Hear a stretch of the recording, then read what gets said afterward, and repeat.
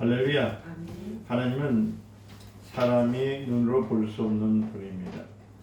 그러나 그는 분명히 존재하고 계신 분입니다. 아멘. 하나님을 눈으로 볼 수 없다는 사실 때문에 사람들은 우리가 없는 분을 있는 것처럼 억지로 가장해서 사람들을 미혹한 것으로 생각하게 된 겁니다. 그래서 전도를 해보면은 자꾸 자기 말을 해요.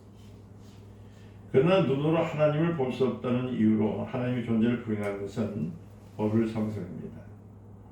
하나님은 하나님의 방법으로 그가 살아계심과 일하심을 증거하고 계십니다. 지금도 하고 계세요.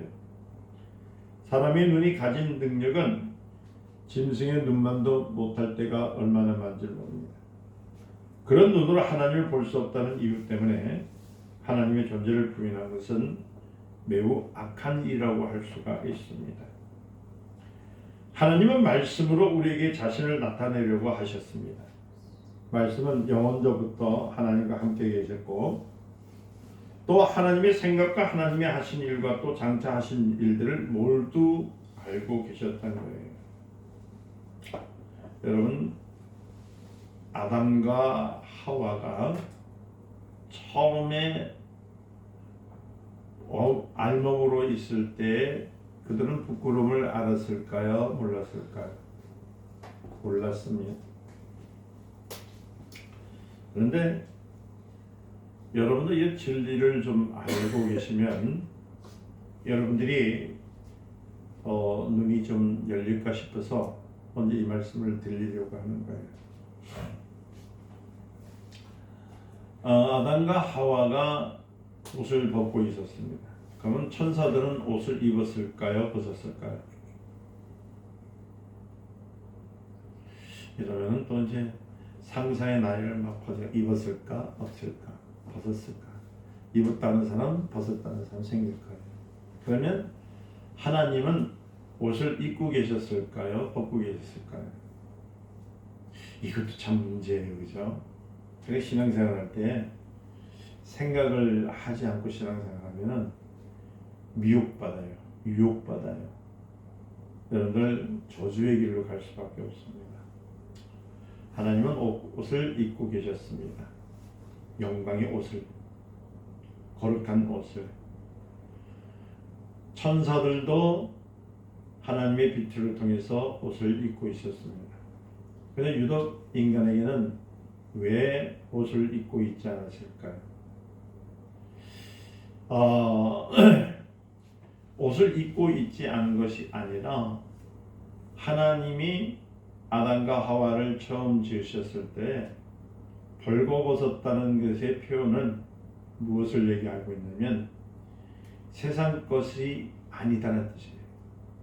하나님의 영광으로 아담과 하와는 옷을 입고 있었습니다. 하나님의 빛의 옷. 그러니까 그들은 벗고 있었던 것이 아니에요. 그런데 성경의 표현하기 왜 벗었다고 하느냐면은 그 말은 뭐냐면 눈이 육체, 그래 영의 눈으로 있을 때에는 하나님의 영광에 비춰 있을 때는 그 몸인 벗은 것이 그래 세상적으로 벗은 것으로 보지 않고 그 하나님의 영광으로 볼 때는 자기가 옷을 입은 것처럼 영광의 옷을 입은 것처럼 가려져 있었던 겁니다. 죄를 짓고 난 다음에 그 영의 눈이 사라지고 나니까 육체적으로 자기 것을 보게 된 거예요. 아멘. 우리 성도들이 맨 마지막에 하나님 나라 갈 때 옷을 벗고 갈까요? 입고 갈까요? 입어야 됩니다. 어떤 옷이냐면 여러분들이 입고 있는 메이커를 입고 가는 것이 아니라 세마포를 입어야 돼요. 어떤 세마포냐면 예수 그리스도의 피로 정결하게 빨아 입는 것. 깨끗해서 눈보다도 더 희고 흰눈보다 더 하얀 양털기보다도 더 흰 그 세마포를 입어야 되는 겁니다. 오늘 여러분들이 신앙생활을 하는 것은 여러분들이 먹고 마시고 사는 것, 육체적인 것에 관심을 두지 말고 먼저 그 나라와 그 의를 구하라 하신 것처럼 우리는 지금 세마포를 입는 겁니다. 입고 계신 거예요. 육적으로 세상 것을 너무 많이 보게 되면 육체의 옷을 보게 되지만은 여러분들이 신앙의 눈을 뜨게 되면은 내가 그리스도의 옷을 입었는지 안 입었는지를 여러분 구분할 줄 알아야 돼요. 올 한 해는 영안이 열려서 하나님의 눈으로 여러분 세마포를 입은 것을 확인하시기를 축원드립니다. 다시 오실 예수 그리스도는 벗은 자에게 안 옵니다. 예수님은 성전된 우리에게 오실 때에 세마포를 입은, 그러니까 그때 피로 빨래를 한 사람에게만 구원의 손을 펴줘 주십니다. 하나님은 말씀으로 우리에게 자신을 나타내 주셨어요. 그게 영으로 준 눈을 보게 했다는 거죠. 말씀은 영원부터 하나님과 함께 계시므로 하나님의 생각과 하나님이 하신 일과 또 장차 하신 일들을 모두 알고 계십니다. 그래서 창세기서부터 계시록까지 하나님의 계획 어떻게 이루어질 것인가. 그래서 예수님이 그렇잖아요. 알파와 오메가다. 처음이요 나중이다. 아멘. 하나님은 사람이 그 눈으로 하나님을 볼 수 없게 하셨지만 말씀으로서 하나님을 볼 수 있게 했습니다. 자, 이 말은 중요한 거예요. 여러분들이 영안이 열리려면 하나님의 말씀을 읽어야 돼요. 하나님 말씀을 그냥 읽는 것이 아니라 영으로 눈이 띄어져야 된다는 겁니다. 그래서 신령한 음료를 마시듯이 매일매일 하나님의 말씀 속에 있어야 돼요. 그리고 거룩한 날, 복된 날, 안식일, 주일을 지켜야 됩니다. 생명보다 더 지켜야 됩니다. 말씀은 사람이 하나님을 볼 수 있는 눈동자와 같아요. 그러니까 영의 눈을 뜨는 겁니다. 할렐루야. 그래서 이 말씀을 곧 진리라고 해요. 진리랄지니 진리가 너희를 자유케 하리라. 진리라는 용어는 누가만 사용하냐면 하나님만 사용할 수 있는 용어거든요. 그런데 하나님만 사용할 수 있는 용어를 우리에게 주신 이유는 무엇 때문에요? 말씀을 알기 때문에. 말씀과 진리는 하나이라는 거예요. 세상에 속한 것은 그 어떤 것도 진리가 될 수 없습니다. 그거는 썩어져갈 풍습, 예습이 될 수밖에 없습니다. 비록 세상 사람들이 진리라고 말을 사용하지만은 진리라는 것은 어디까지나 누구 것이라고요? 하나님의 것이에요. 그러니까 여러분들이 얼마나 감사하며 살아야 될지. 하나님 것을 사는 거예요. 여러분이 여러분들 것을 사는 것이 아니에요. 지금 여러분들이 지금 입고 있는 육체는 우리가 죽음을 맞이할 때에 이 땅에 다 흙으로 돌아가는 겁니다. 그런데 우리가 가는 것은 우리 영이거든요. 우리 영혼은 하나님 앞에 가요. 아주 신부가 신랑을 맞이하기 위해서 단장한 것처럼 어떤 옷을 입어야 되죠? 세마포를 입어야 되는 겁니다. 진리는 우리를 하여금 하나님을 알 수 있게 한다고 요한복음 14장 6절에 예수님께서 내가 곧 진리요 생명이라. 할렐루야. 예수님과 같이 말씀하신 이유는 우리가 예수를 알므로써 누구를 알 수 있다고요? 하나님을 알 수 있다는 겁니다.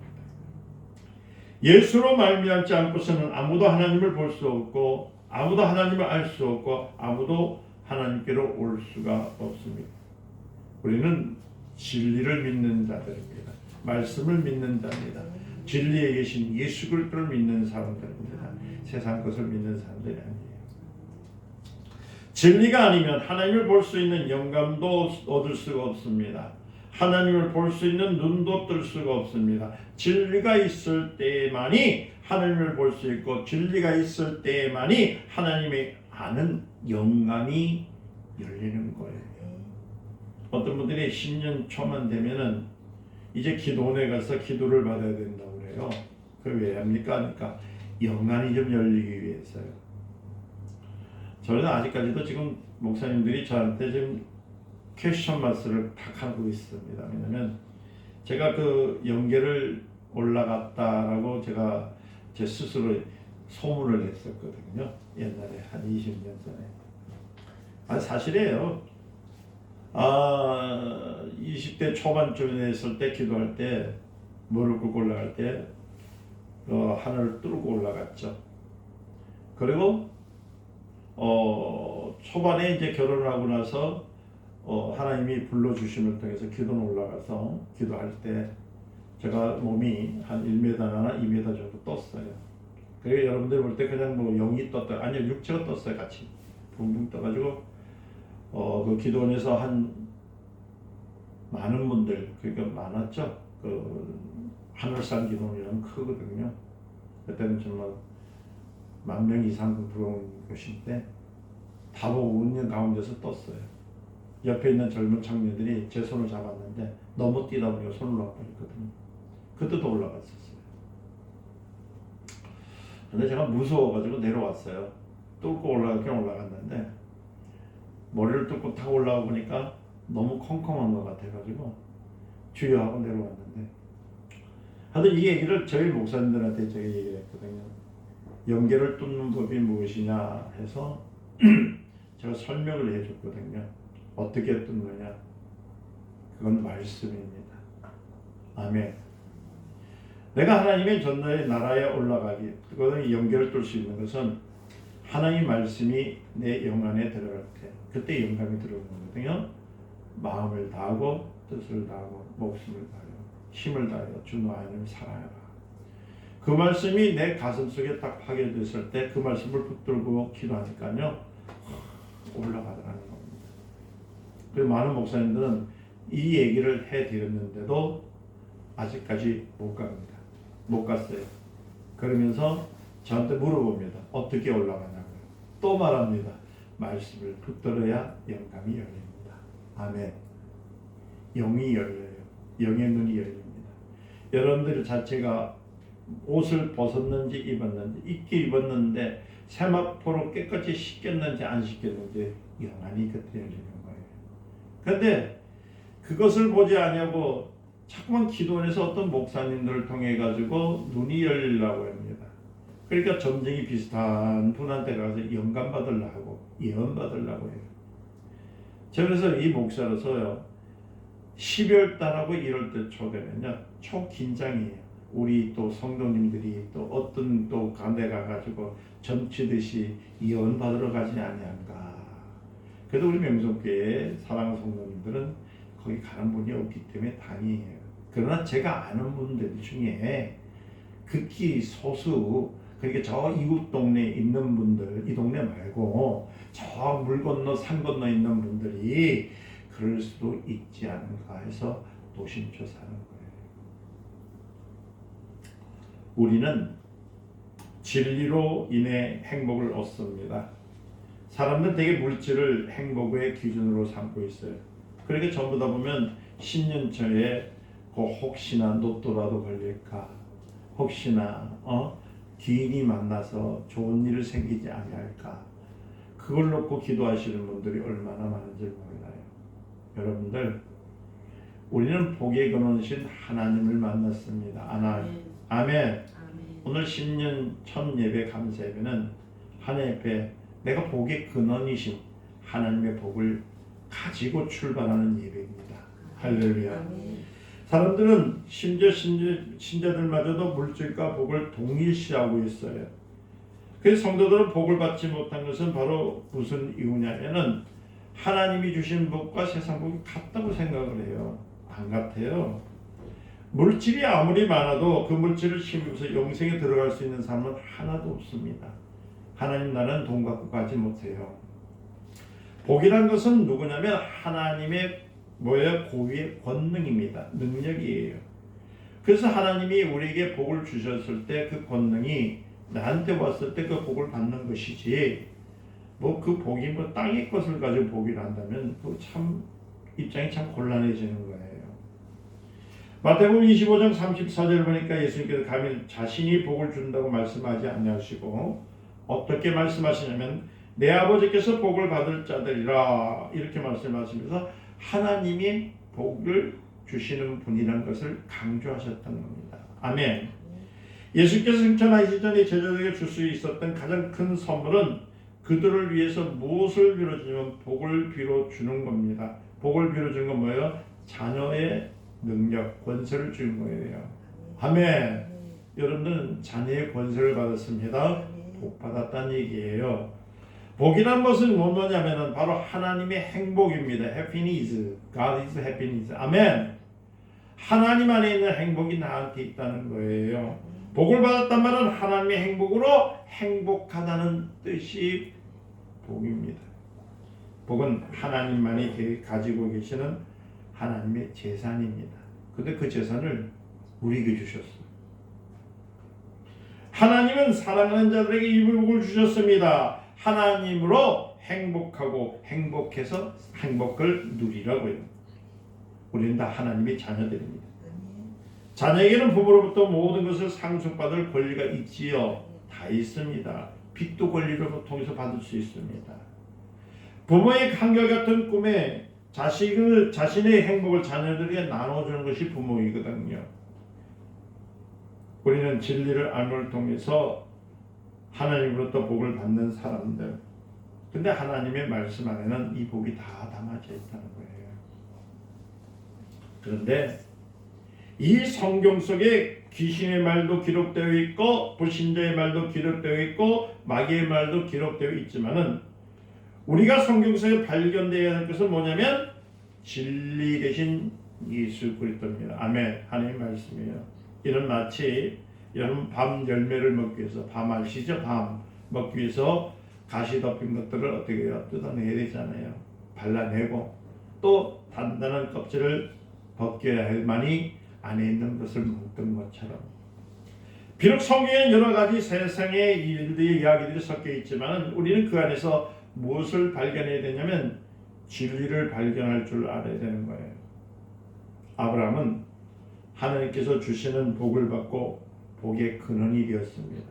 그래서 우리가 기도할 때 뭐라고요? 아브라함과 이삭과 야곱의 축복을 주시옵소서. 아멘. 여러분은 아브라함과 이삭과 야곱의 복이 임한 줄 믿으시길 바랍니다. 이미 하셨어요. 여러분들 이거 찾으세요. 참 게으른 사람이 뭐냐면 자기가 모든 권리를 갖고 있으면서 길거리에서 가메떼기 돕고 자는 사람들이에요. 자기에게 먹을 권리가 있고 잠잘 권리가 있고 취할 권리가 있는데 그것을 포기하고 게을러서 누워있는 사람들. 우리 성도님들 그런 분들이 너무 많아요.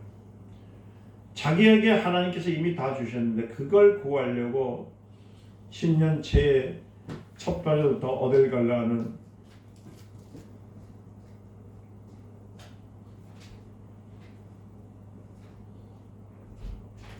산에 올라가고 또 복을 구하러 가고 또 어딘가 무언가가 나에게 귀인인가 싶어서 다른 길은 사람들이 얼마나 많은지 몰라요. 다시 말해서 하나님께서 아브라함의 심령 속에 약속을 심어주신 것처럼 우리에게도 약속을 심어주셨어요. 그래서 구하라. 구하면 주실 것이요. 찾으라. 찾으면 찾을 것이라. 두들기라. 두들리면 열릴 것입니다. 아브라함이 복을 받았다고 해서 갑자기 그에게 재물이 많아진 것은 아닙니다. 도리어 그는 정든 고향을 떠나서 나그네에서 고달픈 삶을 살아야 됩니다. 심지어는 마누라까지 자기 부인까지도 뺏길 지경에 이릅니다. 그리고 또 자기 조카로부터 땅을 나눠 갔는데 젖과 꿀이 흘렀던 것들을 다 포기할 수밖에 없는 시경에 있는 겁니다. 하지만 하나님은 분명히 그를 복의 근원으로 삼으셨습니다. 하나님은 아브라함의 믿음 속에 하나님의 행복을 심어주면서 그 행복이 잘 싹이 타도록 꿈을 주십니다. 그래서 밖에 나가서 뭘 보라고요? 별을 보게 하시고 바다의 모래를 보게 하시고 오늘 여러분들도 하나님께서 시시때때로 어떨 때는 하나님께서 꿈을 주시는데 마음으로 주시고 또 여러분들 생각 속에 또 되새기게 해주시고 또 하나님 말씀을 듣는데 그 가운데서 또 여러분들이 소망을 가질 수 있게 된 이유가 뭐냐면 하나님은 지금도 복을 주시는 분이신 겁니다. 설사 아브라함이 자기 생전에 그 씨앗이 자라 열매를 맺는 것을 보지 못한다 할지라도 그의 후손들은 반드시 열매를 보게 될 것인 것을 그는 마음속에 갖고 있었던 겁니다. 바로 이와 같은 복을 우리에게 명하신 것이 누구예요? 하나님의 말씀입니다. 그래서 오늘날 여러분들 성경을 읽고 아브라함과 이삭과 야곱의 그 복을 여러분들이 가진 자로 여러분이 기억하시고 여러분들이 고백하시면 아브라함과 이삭의 복이 야곱의 복이 임해서 씨가 자라여 열매를 맺는 것을 체험하시기를 예수님을 축원드립니다. 바로 이와 같은 복을 우리에게 명하신 것이 하나님의 말씀이에요. 많은 사람이 복을 받고 싶다고 말은 하지만 그 복이 대체 무엇인지 모르기 때문에 실제로 복을 받지 못하고 사는 참 어설픈 신앙인들이 얼마나 많은지. 복이란 뭐라고요? 하나님의 행복입니다. 여러분들 나는 행복합니다. 왜 행복할까요? 하나님이 나에게 아버지시기 때문에. 복의 근원이신 하나님은 나의 아버지시기 때문에 하나님은 그 행복을 우리에게 주시기를 지금도 원하고 있다는 거예요. 그러면 하나님의 행복을 상속받을 수 있는 사람은 과연 누구일까요? 하나님의 아들, 하나님의 후사, 다시 말하면 하나님의 상속자입니다. 하나님은요 자신의 행복을 아들에게 상속했는데 이를 위하여 자신의 이름을 누구한테 주었죠? 아들에게 주셨잖아요. 그 이름이 뭐예요? 예수란 이름이에요. 예수란 이름은 하나님만이 독점하시는 하나님의 고유한 이름입니다. 천사 중에 누구 하나라도 예수란 이름을 가져본 자는 아무도 없었어요. 그래서 히브리서 1장 5절에 보니까 이에 대하여 하나님께서 어느 때에 천사 중에 누구에게도 네가 내 아들이라 오늘 내가 너를 낳았다 했으며 또다시 나는 그에게 아버지가 되고 그는 내게 아들이 되리라 하셨느니라 했습니다. 예수란 이름은 본래 아버지의 이름입니다. 여러분들 성을 갖고 이씨, 박씨, 김씨 같듯이 그 아버지의 성이에요. 아멘. 그 이름은 오직 누구야? 아들에게만 주셨던 겁니다. 그 이름을 주신 것은 구원하시기 위해서요. 아멘. 그런데 여기 또 비밀이 있어요. 오직 하나님의 아들만이 후사로서 영광을 얻으실 수 있는 이름, 예수란 이름을 주셨잖아요. 그런데 그 하나님의 아들은 그 이름을 누구한테 주셨습니까? 우리에게 주셨어요. 그가 피를 흘림을 통해서 예수 이름을 믿으면 아멘. 예수 이름을 부르면 아멘. 예수 이름을 의지하면 아멘. 이것은 하나님의 자녀가 되는 후사로서의 권리입니다. 그 여러분 자녀예요. 어쩐 약간 참 들떨어진 죄송합니다만 목회자님께서 뭐라고 해야 하냐면 자기 공부를 해봤는데 자기는 하나님의 자녀가 될 이유가 하나도 없더래요. 공부 많이 하신 분입니다. 그걸 왜요? 그랬더니 자기는 못났고 자기 스스로 보더니 자기가 학문을 연구해 보니까 하나님의 자격이 자녀가 될 자격이 하나도 없대. 0.001도 없대요.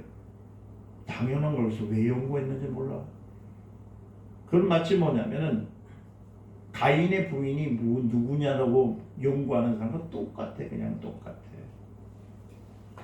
아니 지금 현실적으로 주어진 일들을 잘 모르니까 그렇게 되는 거예요. 그건 뭐냐면 자기가 성이 왜 이신지, 자기 성이 왜 김씨인지, 자기 성이 왜 박씨인지 모르겠다는 거야. 그걸 저한테 물으면 어떡해요. 자기 조상한테 물어봐야지. 맞죠? 그래서 제가 하도 답답해서 목사님 오늘부터 공부 좀 하지 마세요. 그분이 강의를 하루에 한 강의 필리핀에서 강의를 하는데 11과목을 맡았답니다. 한 사람이. 아주 천재예요. 천재. 11과목을 맡았다. 이거 남의 집 일위해서 내가 얘기를 뭐 하면서 험담한 것 같지만 험담한 게 아니고 좀 말씀을 좀 드리고자 하는 거예요. 그런데 첫째 아들은 정신병원에 가 있고 둘째 아들은 완전히 뭐 그냥 깡패가 돼가 있고, 그 다음에 딸은 이게 조금 지나가다 쓰러지고, 그건 뭐예요 그거? 아버지가 하나님에 대해서 또 자기가 하나님의 자녀라는 것을 모르고 예수를 믿는다, 또 예수를 믿는 사람들에게 교육을 했던 그 결과가 뭐냐고요. 그게 마귀가 자꾸 장난을 치는 거야. 여러분들이 신앙생활 하는데 왜 자꾸 어려워지냐면은 여러분 스스로가 누군지를 모르잖아요. 소크라테스 그랬다면서요. 너 자신을 알라. 그렇죠? 근데 우리나라 번역은 너 자신을 알라고 그랬지만 그 원어는 그게 아니에요. 너 자신의 자아를 발견하라는 뜻이에요. 다시 말하면 네가 누구냐? 여러분도 누구십니까? 여러분 하나님 후사예요. 왜 후사냐? 예수님의 이름은 누가 준 거라고요? 아버지 하나님이 주셨죠? 그 예수 이름의 뜻은 뭐예요? 하나님 우리를 구원하셨다는 의미잖아요. 예수님이 부활하셔서 하나님 나라에 신천하에 올라가실 때 우리에게 뭘 주셨다고요? 예수의 이름을 주신 겁니다. 그건 뭐예요? 후사예요. 후사. 자녀라는 거예요. 하나님의 자녀. 여러분들은 하나님의 자녀예요. 그런데 자녀가 어떻게 세상에서 마귀의 자녀들보다도 그렇게 못하고 사십니까? 신앙생활 하는 거 보면 이거는 한 발은 세상 쪽에 엮고 한 발은 주님의 날에 무서워서 유치도 못하고, 이 결과가 왜 이렇게 나왔느냐면은 우리 하나님은 나의 아버지라는 것을 가르치지 않냐고 뭐를 가르쳤냐면 무서운 하나님, 내가 실수하면 지옥에 보내시는 하나님, 채찍을 치시는 하나님, 때리시는 하나님. 이거는 예수 믿을 때 세상 쪽에서 하고 싶은 거 다 해보지도 못했는데 이게 교회당까지 들어왔는데도 그냥 얼마나 두들겨 맞는지 그냥 세상 속에도 살 수 없고 교회에서도 살 수 없고 아주 죽여버리네 그냥. 그러니까 성도들이 말입니다. 길을 못 펴요. 뭐 때문에? 말씀을 가르치지 아니하고 자기가 갖고 있는 정론을 가지고 자기가 갖고 있는 생각을 가지고 말씀을 증거하다 보니까 그렇게 된 거예요.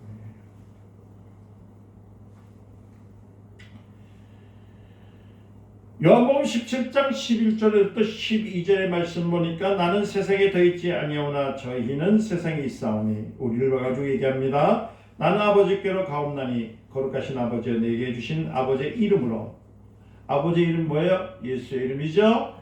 저희를 보존하사 우리도 같이 저희도 하나 되게 하옵소서. 예수 이름을 부르면은 하나님과 나, 그죠? 예수와 나 하나예요. 아멘.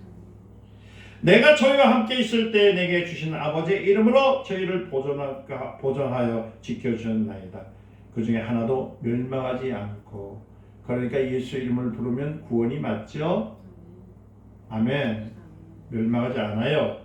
오직 멸망의 자신뿐이니 이는 성경에 응하게 하려 함이십니다. 아멘.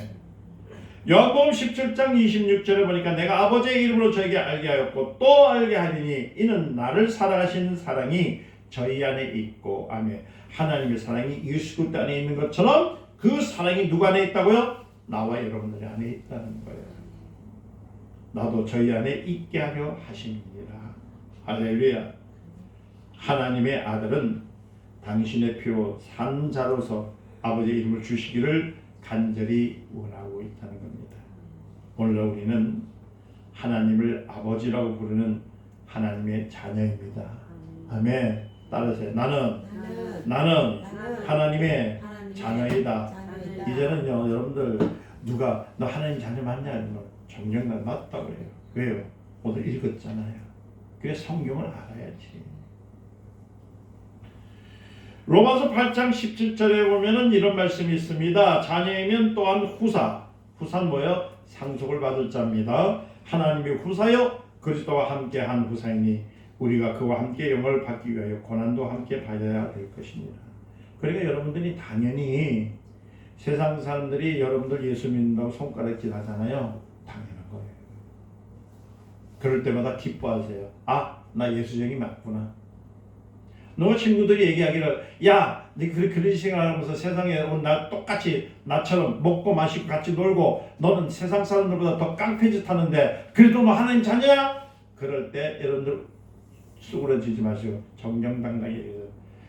곧 죽어도 그래도 임마 내가 하나님 자녀야. 이게 고백이 돼야 돼. 아이고 이곳에서 말이야 그런 식으로 그딴 믿으면 예수를 믿지 마라 한다고 해서 아이고 난 기중내에서 그날부터 교회를 나오지 말고 말지 말 교회 나이 발음도 안 되네 이런 거 참나 이지 하지 마시고 어떻게 해요? 정정당당해. 그래 할지라도 나는 하나님의 자녀다. 누가 있기 때문에 하나님의 후사 누구의 이름? 하나님의 이름 예수의 이름이 누구한테? 나한테 있기 때문에. 그러면 우리가 어떻게 하나님의 후사가 됐습니까? 아버지께서 아들에게 주신 예수라는 이름을 우리에게 주셨다고 했잖아요. 그래서 요한복음 1장 12절이 얼마나 중요한지 몰라요. 다 중요하지만은 적어도 많이 못 외우더라도 요한복음 1장 12절은 외워주세요. 예수 이름을 영접하는 자 곧 그 이름을 믿는 자에게는 뭐라고요? 하나님의 자녀가 되는 권세를 주셨다. 그건 잊지 말아야지. 다 잊어먹었어. 다시 말해서 하나님은 우리 영혼에 예수라는 이름을 심어주셨어요. 씨를 탁 심어줬단 말이에요. 그 열매는 어떤 열매가 나와야 됩니까? 예수라는 열매가 나와야 돼요. 아멘. 자녀가 되는 열매가 나와야 되는 거야.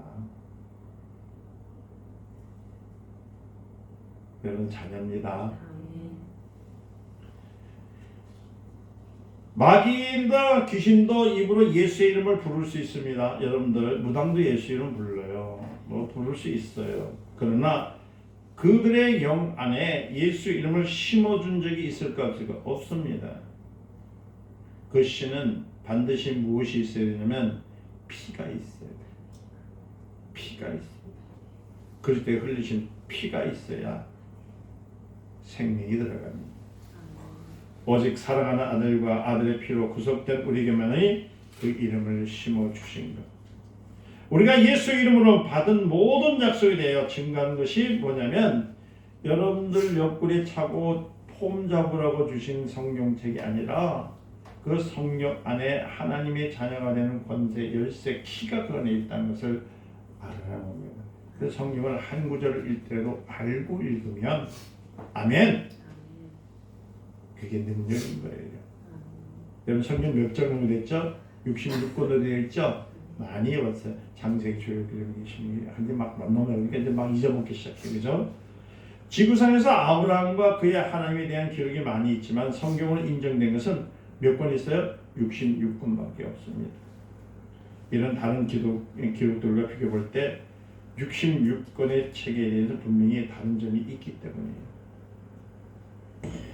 이는 성경 66권 속에 속한 책은 많은 사람이 있습니다. 그 책이 증거하는 바를 위하여 기꺼이 목숨을 바쳤다는 사실입니다. 아브라함과 그의 하나님에 대한 대부분의 기록들은 그것을 읽는 아들에게 흥미를 줄 수는 있었습니다. 그런데 유독 이 성경 66권을 읽는 이들은 심한 핍박을 받고 심지어는 목숨까지 잃어버린 겁니다. 그리고 오늘날 천주교에서 하는 짓이 뭐냐면 이 성경 말살 작전을 쓴 겁니다. 그래서 공동 성경을 폈죠. 그리고 오늘날 그 천주교가 요구하는 대로 기독교 그 책을 피는 데서 성서 공연할 때도 이제 손을 잡아가지고 말씀을 얼마나 많이 없앴는지 몰라요. 그 이유가 뭡니까? 이는 성경이 누구에 대해서 펴졌습니까? 왕에 대해서. 왕은 누구십니까? 예수에 대해서 증거가 되어 있거든요. 왕에게 자신에게 반역하는 사람들 살려줍니까? 안 살려주잖아요. 그죠? 심지어는 장차 왕위를 계승할 왕으로서 하더라도 아직 때가 되지 않으면 뭐예요? 아버지가 살아있는데 또 아버지가 힘이 있는데 아들이 지가 왕이 되겠다면 그 아들도 죽여버려요. 왜? 왕권을 무시했기 때문에. 왕은 한 나라에 한 분밖에 없습니다.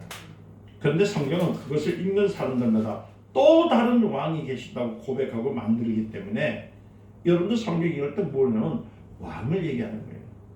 세상을 다스릴 수 있고 천지를 다스릴 수 있는 왕이 나타나요. 그 왕이 누구십니까?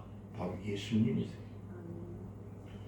왕이 왜 다른 왕이 있느냐고 물을 때 성경을 읽는 사람은 주저하지 않고 말합니다. 예! 왕보다 더 큰 왕이 있습니다. 그 왕이 누굽니까? 만왕의 왕이신 예수 그리스도.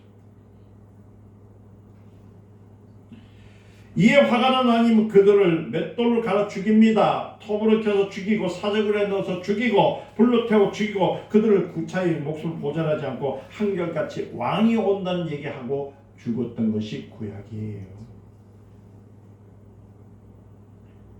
히브리서 11장 38절에 성경을 이들 가르쳐 세상이 감당치 못하는 사람들이다. 이렇게 주님 나라를 위해서 목숨을 던질 수 있는 것은 성경을 읽고 읽은 것을 다 아는 사람일까요? 성경을 알고 읽어서 그것을 고백하는 사람일까요? 오늘은 저 보면은 거의가 예수쟁이들 가만히 보면 입만 살아가지고 말이야. 내가 성경 50독 했다, 30독 했다. 어떤 분은 어떤 목사님은 저한테 성경 분명히 30독 했댔는데 1년 지니까 40독이 아니라 100독을 넘기더라고요.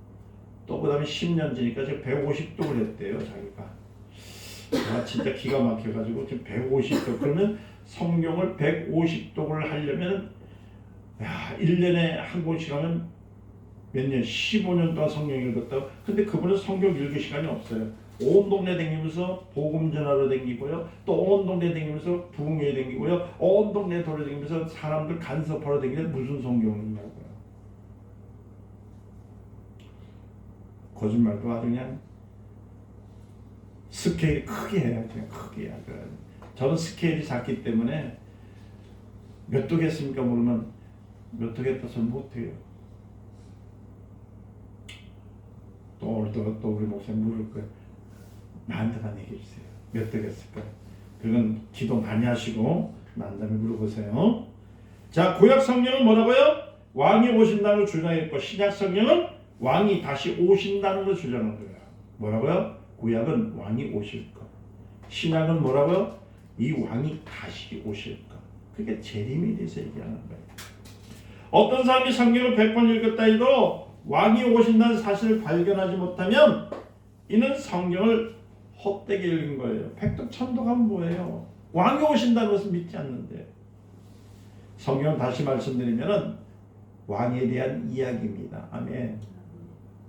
창세기도 왕에 대한 얘기, 출애굽도 왕에 대한 얘기, 다니엘서도 왕에 대한 얘기, 시편도 왕에 대한 얘기, 요한계시록도 모두가 전부가 누구에 대해서? 왕에 대해서 하신 거예요. 성경이 증거하는 그 왕이 누굽니까? 바로 예수 그리스도입니다. 할렐루야. 이렇게까지 얘기하면 또 우리가 또 어깨를 한번 더 펴야 돼요. 왜냐? 다시 오실 예수 그리스도 오시면 우리는 왕 같은 제사장이야. 우리도 왕이야. 그래서 천년왕국 때 다스릴 수 있는 권세가 있다는 겁니다. 기쁘죠? 우리는 예수님께서 하나님의 아들심을 믿을 뿐 아니라 예수께서 그리스도라는 사실도 알아야 되는 겁니다. 그리스도란 뜻이 뭡니까? 하나님이 보내신 자라는 거예요. 할렐루야. 그리스도인이란 뜻이 뭘까요? 하나님이 보내신 사람이란 뜻이야. 아멘. 그럼 어디를 보낼까요? 바로 이웃에게 복음을 전하라는 뜻이에요. 복음을 전하지 않고 그리스도인이 될 수 있을까요?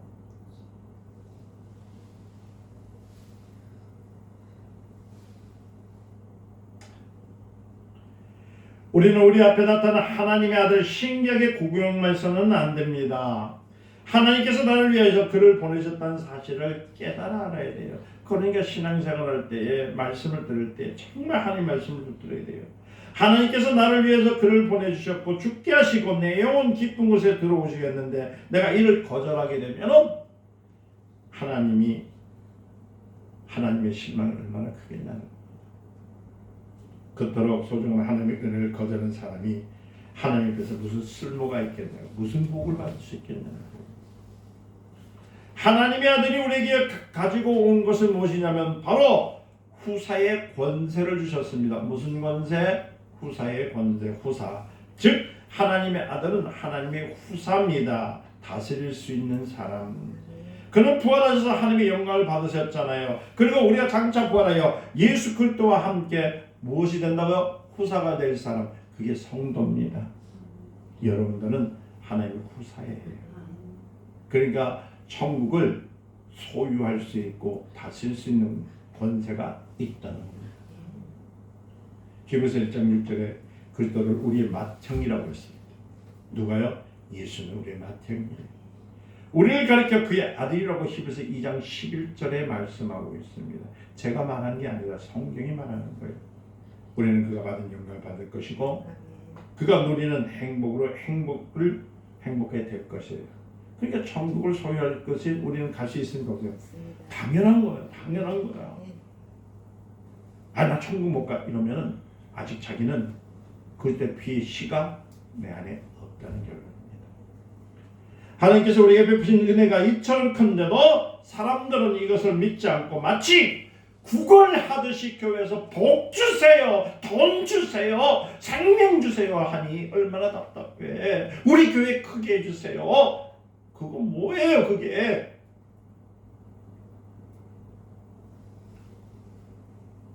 그런 분이 목사가 돼가지고 강화문에서 엉뚱한 짓 하고 있고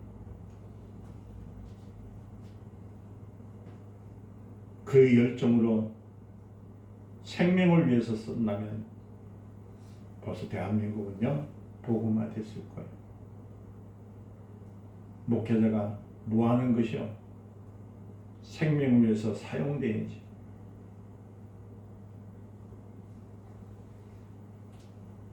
우리는 오직 성경으로만 하나님의 일을 할 수 있고 하나님의 사랑을 알 수 있고 하나님이 우리에게 은혜를 베푸신 것을 무엇인지를 알 수 있어야 되는 거야. 이런 예수 그리스도께서 오셔서 우리에게 보이신 것들은 성경에 그대로 보여주었잖아요. 또 이를 위해서 보증하고 있잖아요. 우리는 영혼과 목숨을 성경에 전적으로 맡겨야 된다는 사실을 믿으시길 바랍니다. 그래서 여러분들 시간 날 때마다 하나님 말씀을 읽으세요. 그리고 그 말씀에서 요한복음에 나타나는 말씀 물론 다 있어요. 그 말씀을 기억하세요. 내가 자녀됨을, 내가 왕이라는 것을, 왕같은 제사장이라는 것을, 할렐루야, 하늘나라의 소망, 하나님의 하늘나라에 소유할 수 있는 능력, 하나님의 그 나라를 소유해야만 할 수밖에 없는 이유를 좀 여러분 가슴속에 새겨보시라는 얘기예요. 그것 없이 신앙생활 하는 것은 거짓입니다. 장차 주님 오셨을 때 들림을 받지 못해요. 우리는 하나님을 아버지로 한결같이 믿는 사람들입니다. 하나님 우리가 하나님 자녀로서 그에게 순종하기를 원하고 예수 그리스도의 아내로서 그에게 순종을 원하시고 성령의 종으로서 그에게 순종하기를 원하시고 있습니다. 이것을 어디에 있다고요? 우리가 보고 있는 성경에 있어요. 우리는 성경에 권위를 줘야 됩니다. 이제 올해 2025년도는 여러분들 성경에 권위를 주세요. 그냥 책이 아니라 하나님 말씀입니다. 권위가 있는 말씀입니다. 생명에 있는 말씀입니다.